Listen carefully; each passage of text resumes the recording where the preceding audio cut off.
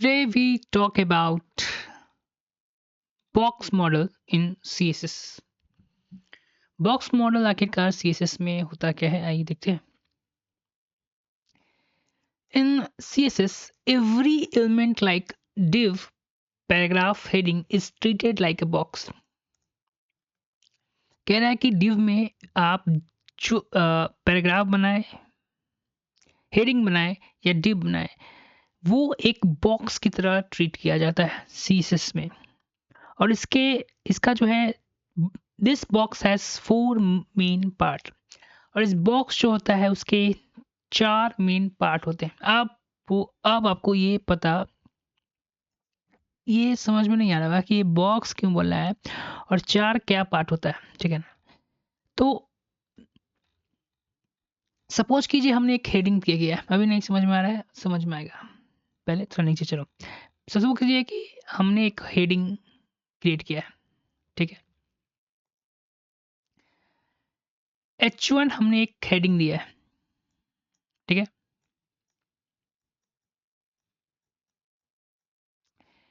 Heading में हमारा ये होगा, कुछ लिखा होगा, उसी को हम कंटेंट देते हैं. ठीक है.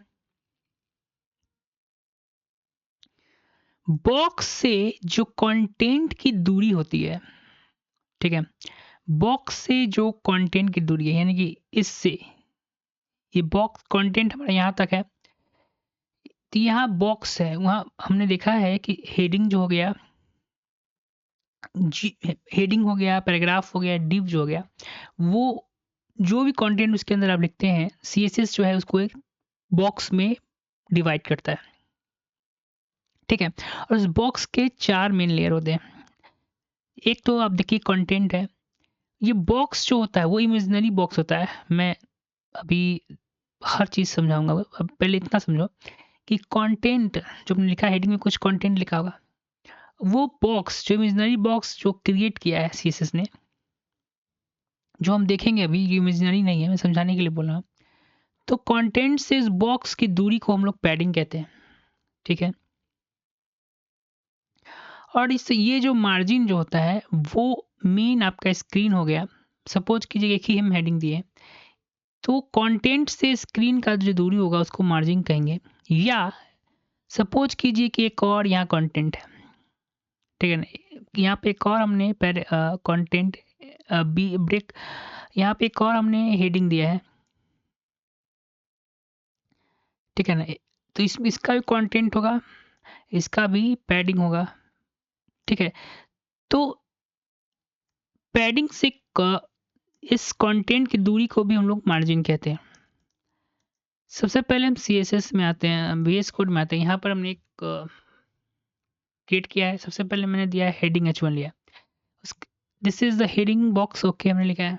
This is the paragraph box, okay हमने लिखा है. एक डिव क्रिएट किया है, उसके अंदर हमने पैराग्राफ लिखा है. This is the paragraph in div, okay. जब इसको आप रन करवाएंगे तो ये कुछ इस तरीके से.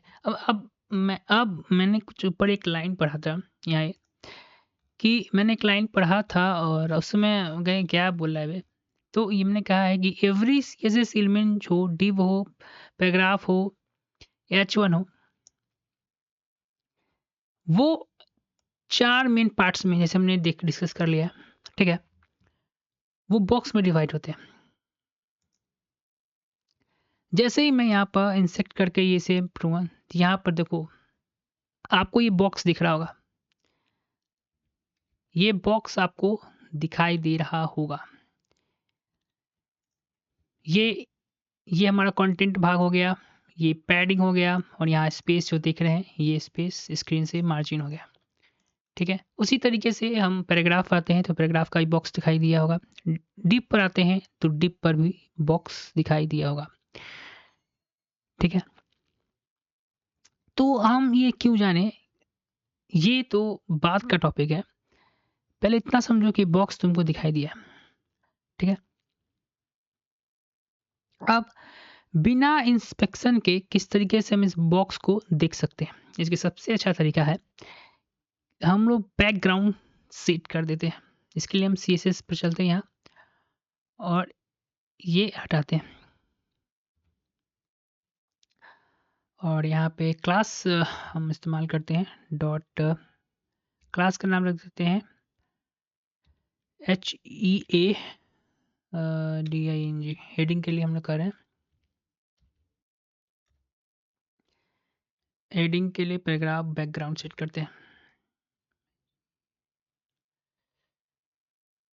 BSC के बैकग्राउंड कलर, इसको हम लोग ब्राउन कर देते हैं, ठीक। और इसको यहाँ पर क्लास को इंटीग्रेट करना होगा, क्लास HEA हेडिंग।